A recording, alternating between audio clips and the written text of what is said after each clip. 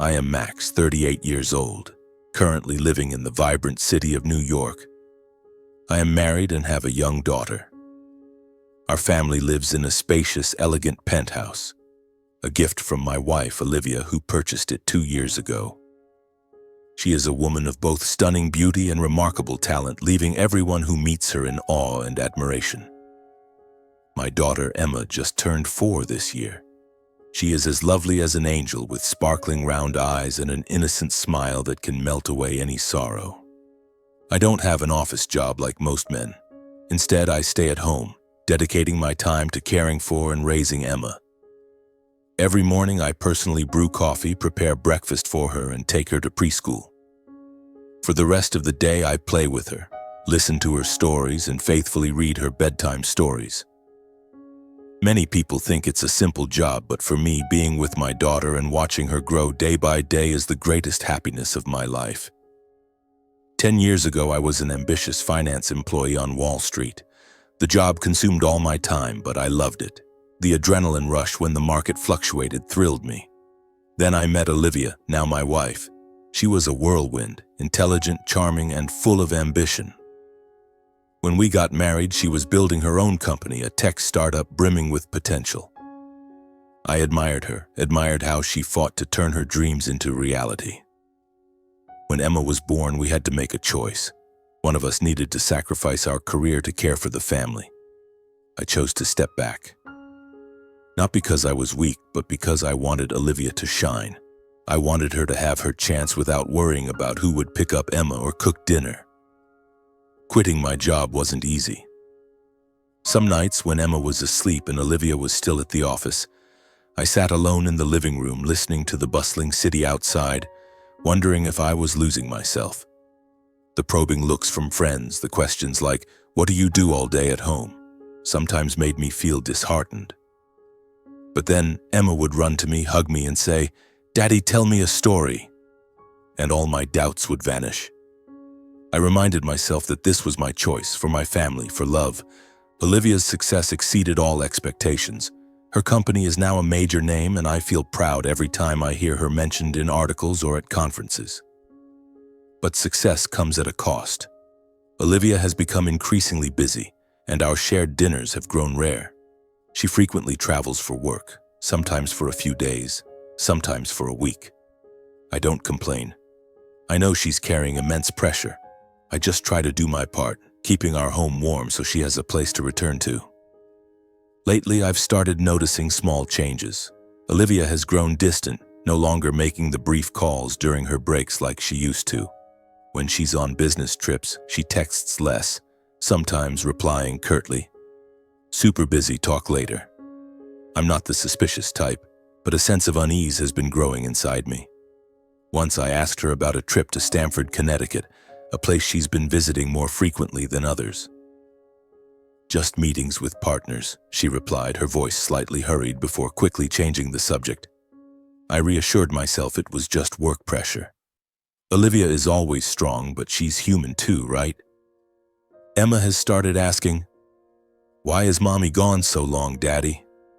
I don't know how to answer, so I just hug her and say, "Mommy's working to buy you toys." Emma smiles, but my heart feels heavy. In the evenings, when it's just me and Emma in the apartment, I play music to keep the mood lively, but a sense of emptiness still creeps in. I miss the days when the 3 of us laughed and ate dinner together, though now those moments feel like a distant luxury. One night, I checked Olivia's phone to see her travel schedule, just wanting to know when she'd be back so I could prepare a special dinner. I saw a strange message from an unsaved number. "Meet you in Stamford, 8 p.m.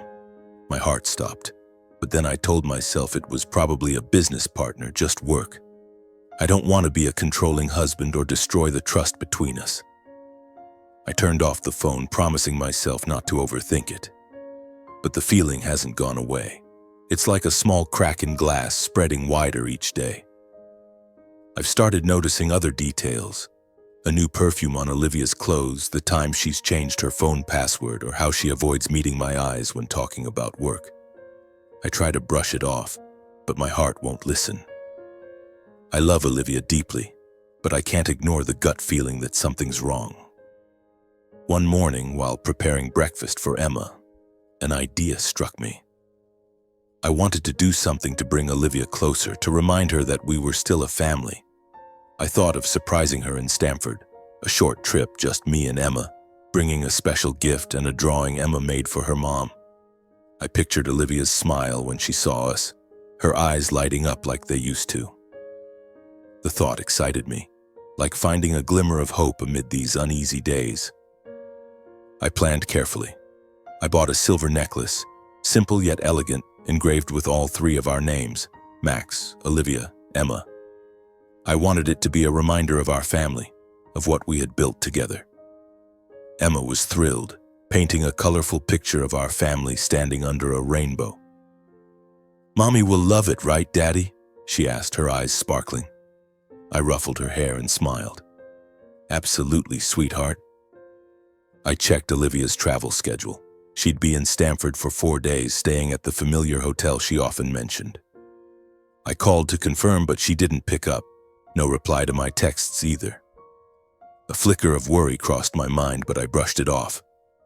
She's probably in a meeting, I told myself. I didn't want suspicion to ruin the plan. I wanted to believe this would be the moment we reconnected. The next morning, I prepared the car, carefully packed the gift, and tucked Emma's drawing into a bag. Emma sat in the back, singing cheerfully, clutching her favorite teddy bear. "Daddy, Mommy's gonna be so surprised, right?" she asked, her voice full of excitement. I glanced at her through the rearview mirror, my heart warming. "Yeah, Mommy's gonna love it," I said, though a trace of unease began to stir inside me. I pressed the gas pedal, leaving New York behind, heading towards Stamford, unaware that this trip would change everything. On the way, I tried calling Olivia a few more times, but still no response. Her phone rang and then went silent, as if she was deliberately ignoring me. I told myself she was in an important meeting, but the heavy feeling in my chest wouldn't go away. Emma kept singing, oblivious, but I felt like I was driving into a storm I didn't want to face. When we arrived in Stamford, dusk was settling in. The hotel loomed ahead, luxurious and brightly lit. I held Emma's hand as we walked into the lobby, my heart pounding faster. The receptionist smiled and asked how she could help. "I'm here to see my wife, Olivia Carter." "She's staying here," I said, trying to keep my voice steady. The receptionist typed on her keyboard, then looked up, her eyes hesitant. "Ms. Carter is in room 512, but she has someone with her." My heart stopped. "Someone with her?" I repeated, my voice hoarse. She nodded, saying nothing more. A cold chill ran down my spine. I gripped Emma's hand tightly, forcing a smile so she wouldn't sense anything wrong. "Come on, sweetie. Let's go see Mommy." The elevator ride to the 5th floor felt endless, each second stretching like hours. I stood before room 512, holding the gift, Emma clutching her drawing, beaming with joy. I took a deep breath and knocked, unaware that this moment would shatter every illusion I had about our family. The door to room 512 opened and I froze. Olivia stood there, her hair disheveled, wearing a flimsy nightgown, her eyes wide with panic. Beside her was a man, his shirt unbuttoned, holding a glass of wine. He looked at me, then at Emma, his brows furrowing as if we were intruders. Emma, still holding her drawing, looked up. "Mommy!" Her voice was bright, but to me it sounded like glass shattering. "Max?" Olivia stammered, hastily pulling on a robe. "What? Why are you here?" Her tone wasn't apologetic, it was angry, as if I'd done something wrong. I wanted to scream, to demand why, but Emma was holding my hand, her big eyes full of confusion. I took a deep breath, forcing my voice to stay calm. "Emma and I wanted to surprise you, but it looks like I'm the one surprised." The man stepped forward, extending a hand as if to shake mine. "I'm Daniel, Olivia's business partner. You are..." He hesitated, glancing at Olivia for an explanation. I felt the blood rush to my head. "Business partner?" I repeated, my voice trembling. "I'm her husband. This is our daughter." Daniel turned to Olivia, his face paling. "Husband? Olivia, you said you were single." His voice rose, almost shouting, making Olivia step back, her hand on her forehead. I looked at her, waiting for an explanation, an apology, anything. But Olivia only exhaled sharply, her eyes flashing with disdain. "Don't make a scene, Max, showing up like this, embarrassing me in front of my partner. What do you want?" Her words cut into me like a knife. Emma's eyes began to well up and her drawing fell to the floor. I knelt down, hugging her, whispering, "It's okay, Daddy's here." But inside I felt my world collapsing. Daniel shook his head, grabbing his jacket. "I'm not getting involved in this drama. Olivia, deal with it yourself." He brushed past me, disappearing through the door. I stood up, facing Olivia. "Tell me," I said, my voice low and tense, "is this your business trip? How long have you been lying?" Olivia crossed her arms, her chin raised defiantly. "You want the truth? Fine. I'm tired of you, tired of feeling suffocated every time I see your face. You think I need this? A husband who just stays home, mopping floors and playing with our kid?" Her words hit me like a slap. That apartment, where I repainted Emma's room, where we laughed as newlyweds, she called it suffocating. I thought of the nights I waited for her, the dinners I cooked, the times I swallowed my pride so she could shine. All of it turns out, meant nothing to her. "Emma, wait for Daddy on the chair out there, okay?" I said, leading her to the hallway and handing her the teddy bear. I didn't want her to hear what was coming. When I returned, Olivia was sitting on the bed, her eyes cold. "Are you done, Max? Go home. I'll come back later." I shook my head, the pain turning to anger. "No, Olivia, it's over. I can't live with someone who doesn't respect me, who doesn't respect Emma." She scoffed, standing up and stepping closer. "Over? Fine. But you'll regret this. You're nothing without me, Max. Without me, you're just a failure." I left the room clutching the unopened gift. Emma sat on the chair, hugging her bear, her eyes red. "Is Mommy upset, Daddy?" she asked. I hugged her, fighting back tears. "Mommy's just tired, sweetie. Come on, let's go home." But I knew home was now just me and Emma. The days that followed were like a nightmare. Olivia came home, but not to apologize. She walked in, dragging her suitcase across the floor, looking at me like I was a stranger. Emma ran to her, but Olivia only patted her head before heading straight to the bedroom. I stood in the kitchen, washing dishes, trying to stay calm. I had made up my mind. I would file for divorce. Not because I no longer loved her, but because I couldn't let Emma grow up in a family built on lies. That night, I sat across from Olivia at the dining table. Emma was asleep. The apartment was quiet, save for the ticking of the clock. "We need to talk," I began. Olivia raised an eyebrow, sipping her wine. "Talk about what? About how you ruined my meeting in Stamford? You're so childish, Max." I clenched my fists under the table, keeping my voice steady. "Stop pretending. I know everything. I want a divorce." Olivia laughed, a sharp, cutting sound. "Divorce? How do you think you'll survive? You have nothing, Max. No job, no money, nothing. You're just a leech living off me. You think the court will give you anything? Emma, don't dream." She stood, pointing at me. "You want to play this game? Fine. I'll leave you with nothing. This apartment, the bank accounts, everything is mine. You'll be out on the street, Max, and I won't give you a cent." Each word she spoke was like salt in an open wound. I had given up my career, chosen to stay home so she could succeed, and yet she called me a leech.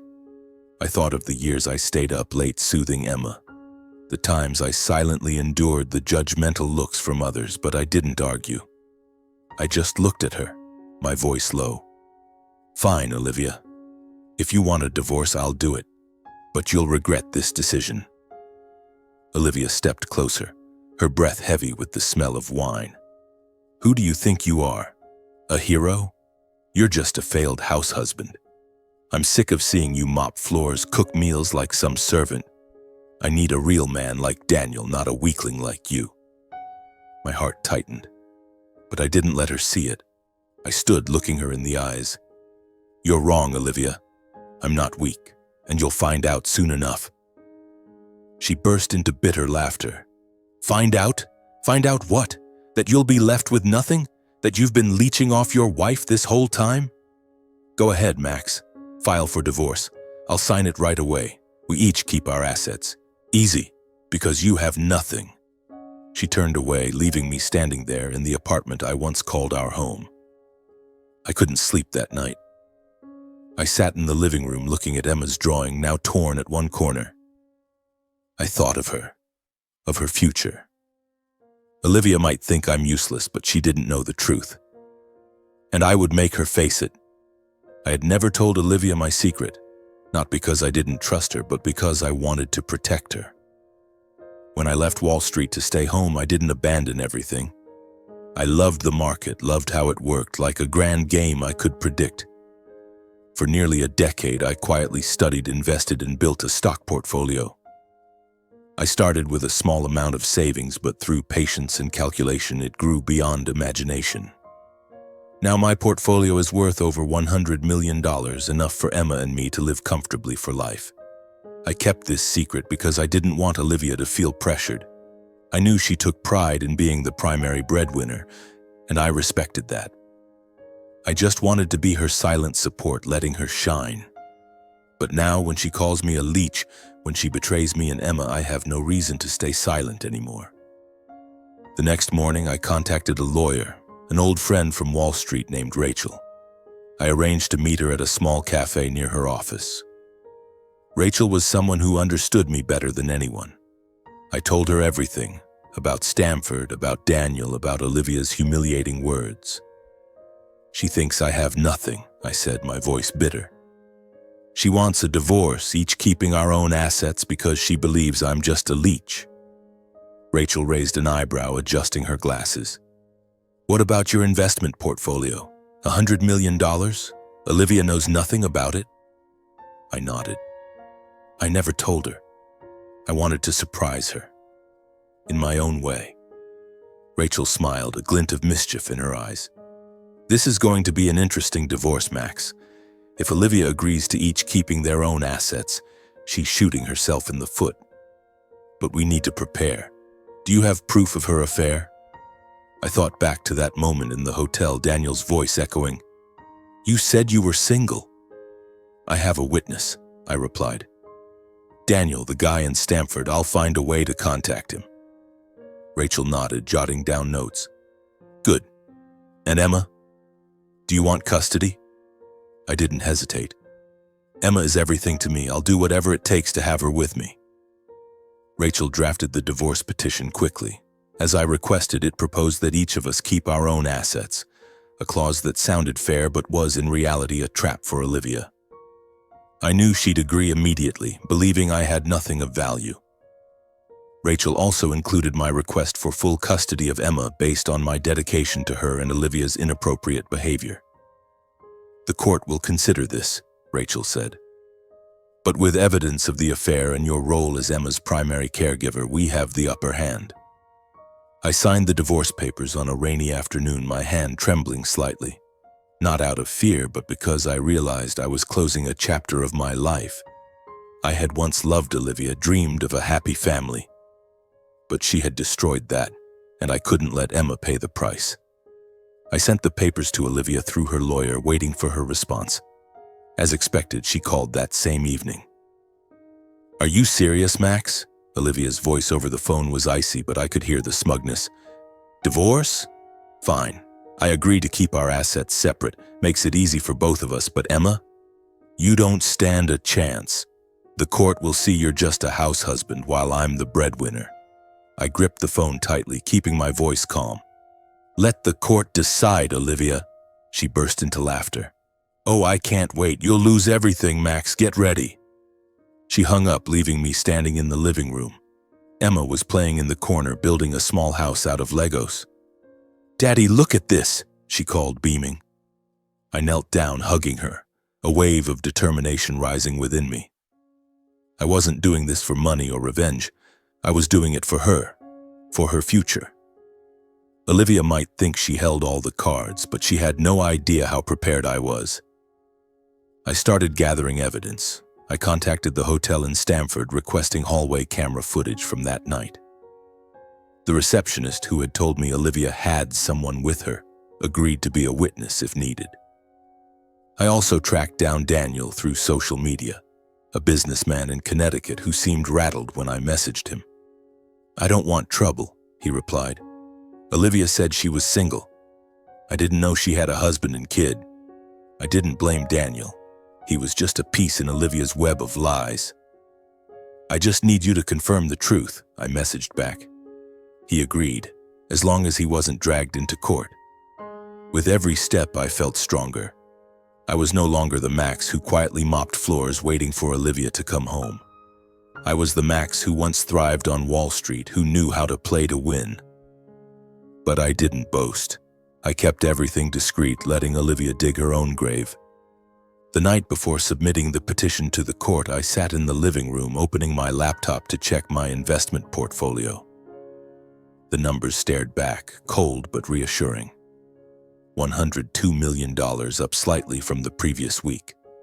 I thought of Olivia, her arrogance, the way she mocked me. I closed the laptop and looked out the window. New York sparkled below, as if reminding me I was never a loser. And Olivia was about to find that out. On the day of the court hearing, I stood in front of the mirror adjusting my tie. Emma was at home with my mother, safe and carefree. I wanted to keep her far from this drama. Rachel stood beside me in the waiting room, patting my shoulder. "Ready, Max? It's going to be a long day." I nodded, my heart pounding, not out of fear, but because I knew this was the moment everything would change. The courtroom was cold, smelling of old wood and paperwork. Olivia sat across from me, dressed in an expensive black suit, her hair tied up high, looking like a queen. She didn't glance at me, only whispered to her lawyer, a middle-aged man with glasses. Rachel, calm and composed, arranged her documents, her eyes sharp. The judge, an older woman, struck her gavel. "Let's begin." Olivia's lawyer spoke first, his voice smooth. "Your Honor, my client, Ms. Olivia Carter, agrees to the divorce with the condition that each party retains their own assets. Ms. Carter is the primary breadwinner, owning a technology company worth millions. Mr. Max Thompson has no income and has been financially dependent on Ms. Carter. Therefore, we request custody of their daughter, Emma Thompson, be granted to Ms. Carter, with Mr. Thompson given visitation rights." I almost laughed. They painted me as a useless freeloader, but I stayed silent. Rachel touched my arm lightly, signaling me to wait. It was her turn. She stood, her voice clear. "Your Honor, Mr. Max Thompson agrees to each party retaining their own assets as stipulated. However, we request full custody of Emma be granted to Mr. Thompson based on his role as her primary caregiver and Ms. Carter's inappropriate conduct." She emphasized the last phrase, causing Olivia to whip around, her eyes blazing. Rachel presented the evidence. The hotel's hallway camera footage from Stamford, the receptionist's testimony, and Daniel's messages confirming Olivia had concealed her marital status. Olivia's lawyer objected, but the judge ordered the evidence to be reviewed. Olivia began to lose her composure, whispering urgently to her lawyer. I sat there, watching her, feeling a mix of pain and relief. She had dug her own grave, and now she was falling in. Then Rachel delivered the final blow. "Regarding assets," she said, "Mr. Thompson does not contest Ms. Carter's property. However, Mr. Thompson has his own assets, a stock portfolio valued at $102 million. Accumulated over the past 10 years, Rachel submitted the documents. Bank statements, transaction histories, all crystal clear. The courtroom fell silent. Olivia's jaw dropped, her face paling. Her lawyer flipped through the papers, muttering, "How did we not know about this?" I looked at Olivia, and for the first time during the hearing, her eyes met mine. Gone was the disdain, replaced by shock and panic. "Max, you," she stammered, but the judge struck her gavel, demanding order. Rachel continued, her voice steady. "Mr. Thompson does not seek any of Ms. Carter's assets, but with his independent wealth and his role as Emma's primary caregiver, we believe he is the suitable parent to raise her." Olivia shot to her feet, shouting, "No! He tricked me. He hid this from me. I don't agree." Her lawyer pulled her back into her seat, but the judge frowned. "Ms. Carter, control yourself," she said. Olivia trembled, her eyes red, but I felt no pity. She had chosen this path, betrayal, insults, and now the consequences. The hearing dragged on, but the tide turned in my favor.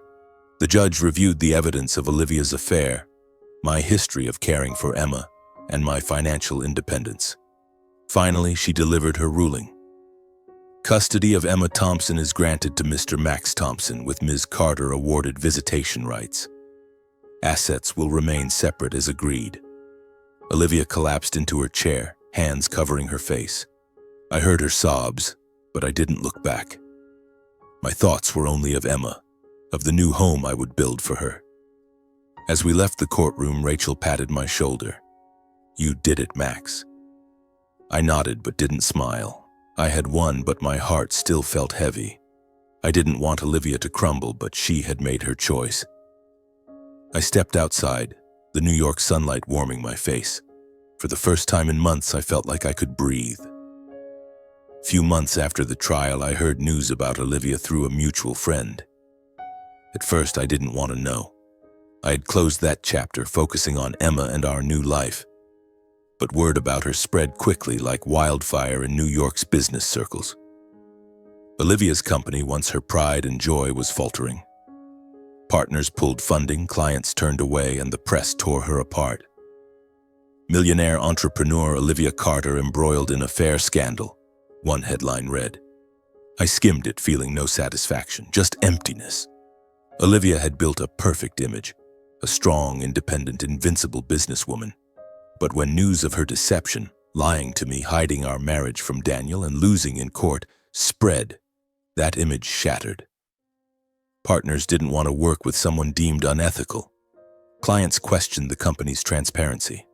One article dug deeper, revealing Olivia's lavish spending on business trips, 5-star hotels, first-class flights, expensive gifts, all charged to company funds.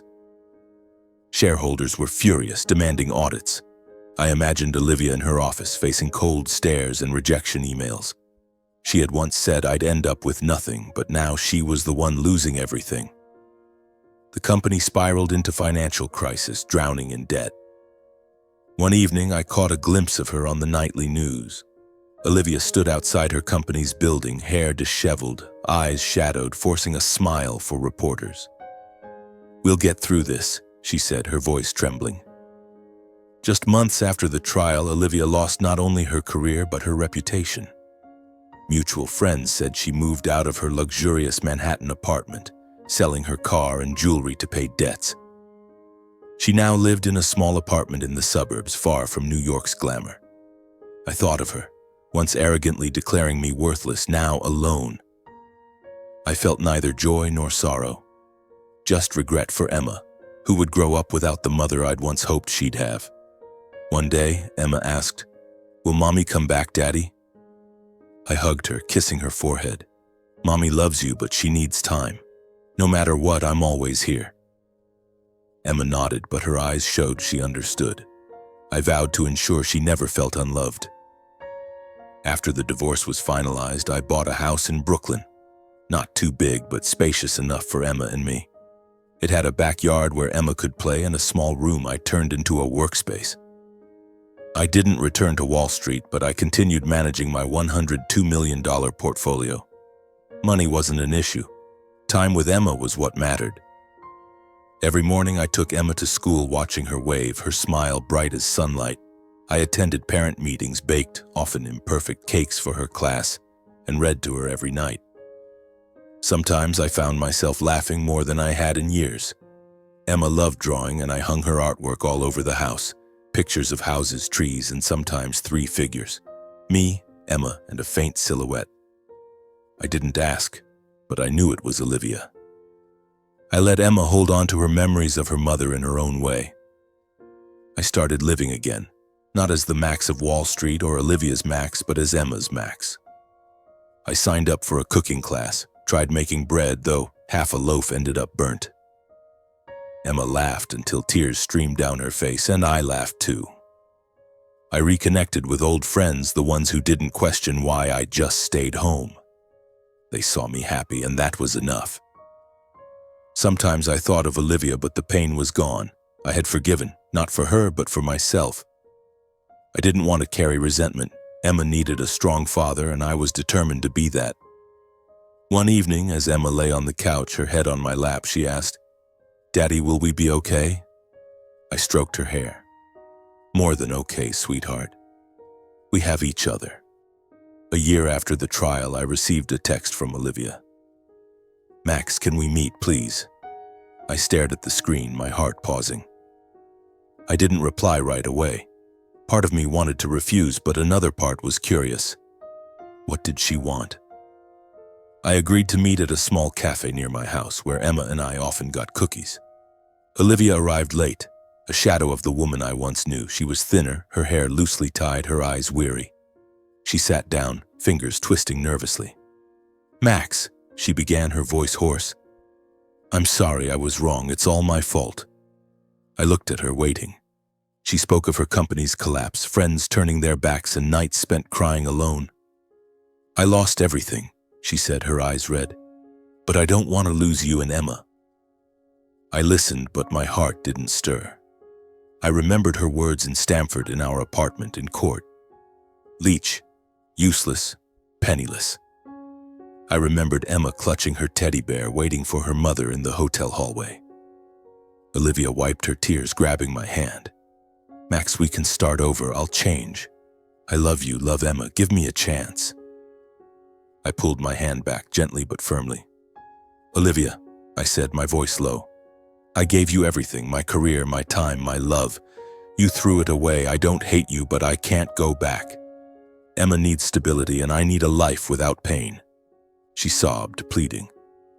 "I have nothing, Max. Please don't abandon me." I stood, placing money for the coffee on the table.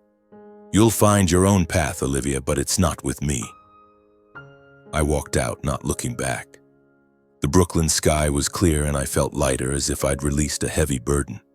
Autumn in Brooklyn was gentler than I'd expected. Golden leaves fell in the backyard where Emma danced, trying to catch one before it hit the ground. I sat on a wooden bench, a cooling coffee in my hand, watching her laugh. Emma's laughter was the only sound that could soothe the scars in my heart. 2 years since the trial, since I walked out of that courtroom with custody of Emma and my truth revealed. I had changed. Not because of money or victory, but because I learned to live true to myself. Looking back, I once thought happiness meant sacrificing everything for the one you love. I gave up my career, set aside my pride so Olivia could shine, so Emma could have a complete family. I don't regret those years. They taught me that love isn't about possession, but giving without calculation. But I also learned a painful lesson. Love, no matter how deep, cannot survive without respect. Olivia chose betrayal, not just of me, but of Emma and everything we built together. I never told Emma the full truth about her mother. She's still young, and I want her to hold on to the good memories of Olivia, even if they're just fragments. Sometimes Emma mentions her mom, asking if she'll come back. I hug her and say, "Mommy loves you, but she has her own path." I'll always be here forever. I don't know how Olivia is now. After our last meeting at the cafe, she vanished from our lives. There were rumors she started a small company in Boston, trying to rebuild. I didn't dig further. I wish her peace, but our paths have diverged. I want to share this, not just for Emma, but for anyone who's ever felt undervalued. Don't let anyone define you. Whether you're a stay-at-home parent, a quiet worker, or someone fighting to rise again, you have worth. Don't wait for others to see it. Believe in yourself as I learned to believe in me. And if someone doesn't see your value, walk away. You deserve people who truly cherish you. Thank you for listening, and I wish you a happy, peaceful day with your family.